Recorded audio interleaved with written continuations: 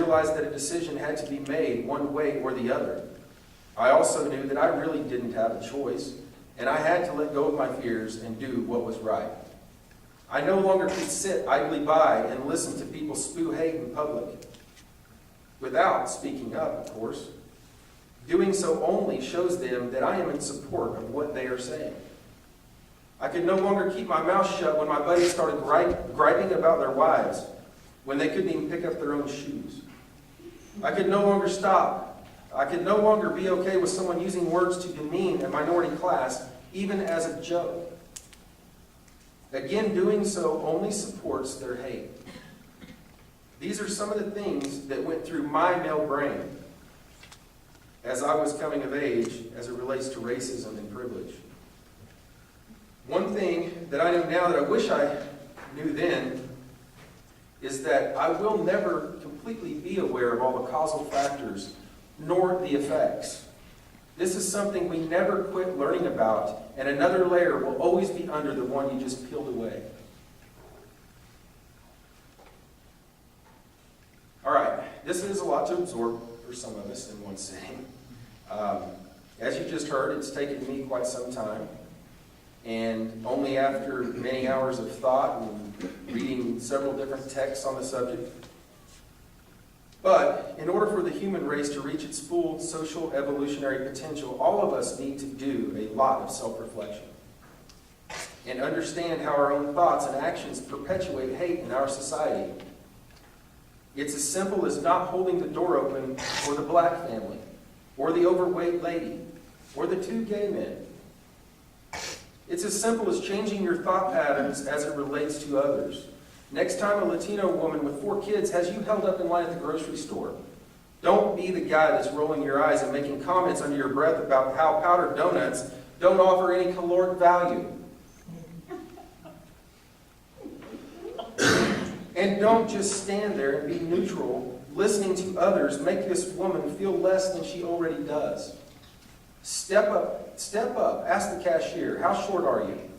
And if the amount is within your ability to let go of, then buy the powdered donuts for her. Show the eye rollers behind you that this is a woman and also a human being. It's funny, oppression is the worst kind of virus. It has spread throughout every community, race, social class, and demographic in the world. Many people in privileged classes know this all too well, and it is a tool that they use to their advantage in order to keep themselves at the top or simply make themselves feel better. The one thing that they are forgetting is that oppression knows no bounds. It will attack any class, any person, at any time. At the lowest end of the spectrum, we perpetuate it by turning a blind eye. At the other end, it allows us to more easily dehumanize our fellow human beings and allow grave injustices to occur. As I alluded to earlier, when others don't look like us, believe like us, or act like us, there is the potential to think they are not us. This type of thinking is both ignorant and damaging. We are together on this planet, and we should be striving every day for solutions to the world's problems and not bickering over who and how I'm supposed to love. Over the color of someone's skin, or whether or not the kid's pants are hanging too low, or how many piercings they have protruding from their face. By allowing others to be oppressed, we are inadvertently opening ourselves up to the same type of treatment. Oh, and how the tides turn. Thomas Paine said, and I quote, He that would make his own liberty secure must guard even his enemy from oppression. For if he violates this duty, he establishes a precedent that will reach to himself. Arthur Henderson, a British politician of the late 19th and early 20th century, wrote, and I quote, he would see civilization in danger of perishing under the oppression of a gigantic paradox. He would see multitudes of people starving in the midst of plenty, and nations preparing for war, although pledged to peace. Who does that sound like? I would also like to say that these ideas are not new. Desiderius, philosopher born in 1466, states, "He who allows oppression shares the crime." And the last quote, probably one of my favorites on the subject, by Ayn Rand, a 20th century novelist, playwright, and screenwriter. Individual, and I quote, "Individual rights are not subject to a public vote. A majority has no right to vote away the rights of a minority. The political function of rights is precisely to protect minorities from oppression by majorities. And the smallest minority on earth is the individual." I particularly like this quote because it seems that in our country, a majority thinks exactly that. They have the right to take away the rights of the minority.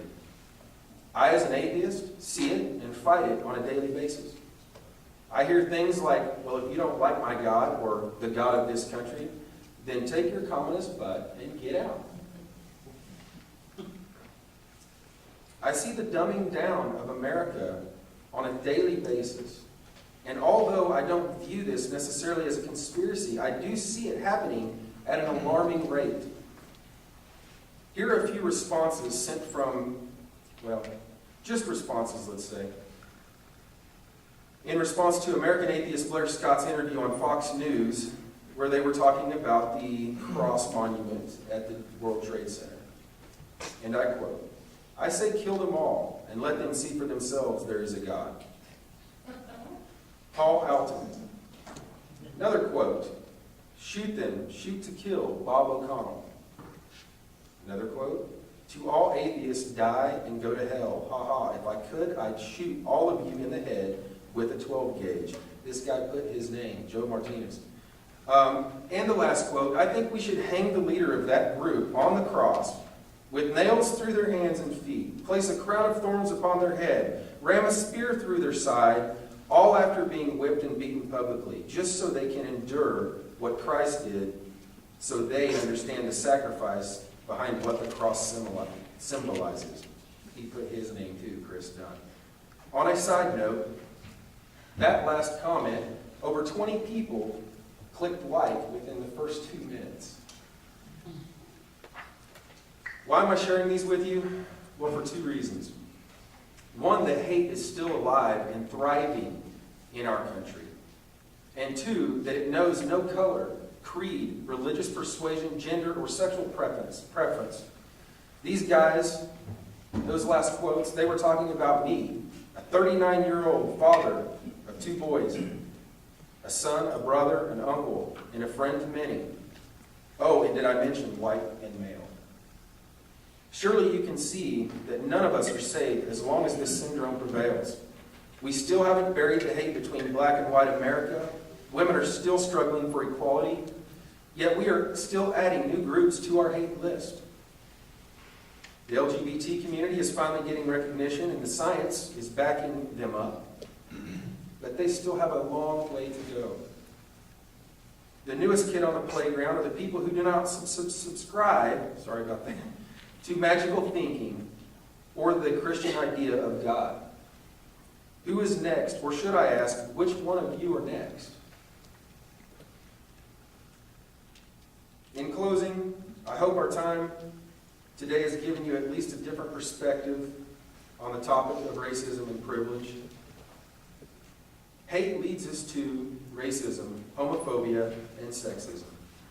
These are all just labels for the same emotion, and privilege, be it white male, pretty, young, straight, privilege in any form is the vehicle that drives them all. Thank you for letting me talk to you.